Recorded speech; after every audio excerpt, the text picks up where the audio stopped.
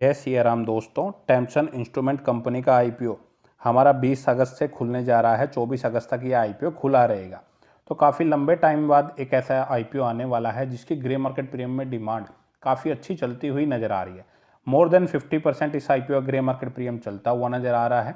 तो आइए जानते हैं कंपनी के बारे में। कंपनी कैसी है, बिजनेस क्या करती है, फाइनेंशियल्स कैसे हैं, ग्रोथ क्या रही है पास्ट में, आने वाले टाइम में क्या ग्रोथ कर सकती है, और पैसा इन्वेस्ट करें तो शॉर्ट टर्म के हिसाब से या फिर लॉन्ग टर्म के हिसाब से, क्योंकि लिस्टिंग गेन तो काफ़ी अच्छे बनते हुए नजर आ रहे हैं इस आईपीओ में। तो डिटेल में स्टडी करेंगे तो लास्ट तक जुड़े रहिएगा। काफ़ी छोटा इशू साइज है, 650 करोड़ रुपए का कंपनी टोटल इशू साइज लेके आई है। 95 करोड़ का फ्रेश इशू है और बाकी अगर देखें 555 करोड़ का ओएफएस है। तो मेजॉरिटी ऑफ जो स्टेक बेचा जा रहा है वो ओएफएस के जरिए बेचा जा रहा है। तो ये एक कंपनी के लिए थोड़ा नेगेटिव पॉइंट्स है कि फ्रेश इशू के जरिए लाती तो वो कंपनी के ऊपर ही पैसा यूटिलाइज होता है।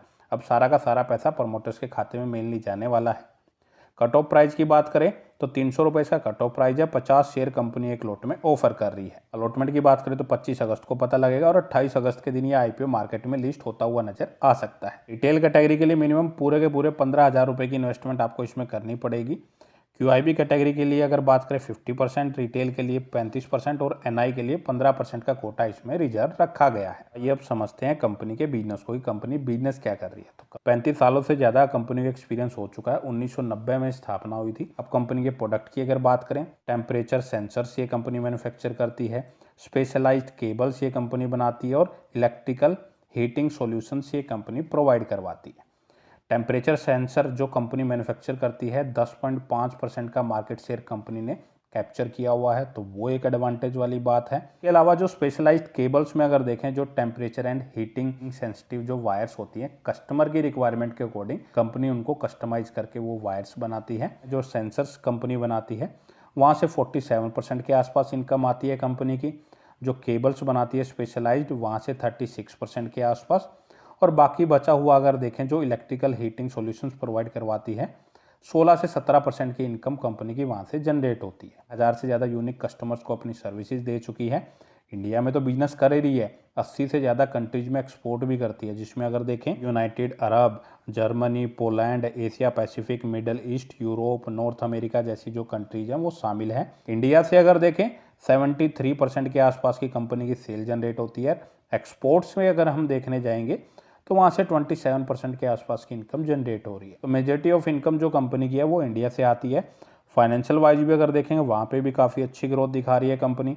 3-3.5 साल का डाटा अगर कंपेयर करें, 271 करोड़ से 661 करोड़ के एसेट्स हुए हैं। इनकम की बात करें 278 करोड़, 182 करोड़, और अब अगर देखें 450 करोड़ को कंपनी की जो इनकम है वो क्रॉस कर चुकी है। तो 80-90% के आसपास इनकम बढ़ी है 3 सालों में। अब बात करें प्रॉफिटेबिलिटी की, 41 करोड़, 62 करोड़ और 72 करोड़ के आसपास प्रॉफिट हो चुका है। प्रॉफिट भी काफ़ी अच्छा बढ़ता हुआ नजर आ रहा है कंपनी का। रिजर्व देखेंगे 465 करोड़ के आसपास के हैं और डेप्ट 78 करोड़ के आसपास की है। तो डेप्ट उतनी ज़्यादा नहीं है कंपनी के ऊपर, प्लस जो 78 करोड़ के आसपास की डेप्ट है उसमें 55 करोड़ के आसपास की डेट की पेमेंट कर देगी। तो बिल्कुल ही थोड़ी ही डेट फिर रहने वाली है कंपनी के ऊपर। बाकी थोड़ा बहुत पैसा अगर देखिए कैपेक्स के लिए खर्च करने वाली है कंपनी। बाकी जो कुछ बचेगा वो जनरल कॉर्पोरेट पर्पस के लिए कंपनी यूटिलाइज कर सकती है। फिलहाल जो डेप्ट इक्विटी रेशियो 0.15 का है, काफ़ी कम है, ना चिंता का विषय नहीं है। वैल्यूएशन वाइज अगर बात करें ओके है, ना ज़्यादा हाइयर साइड है ना ज़्यादा लोअर साइड है। काफ़ी अच्छा पोटेंशियल है कि इसमें लिस्टिंग इन अच्छे बन सकते हैं।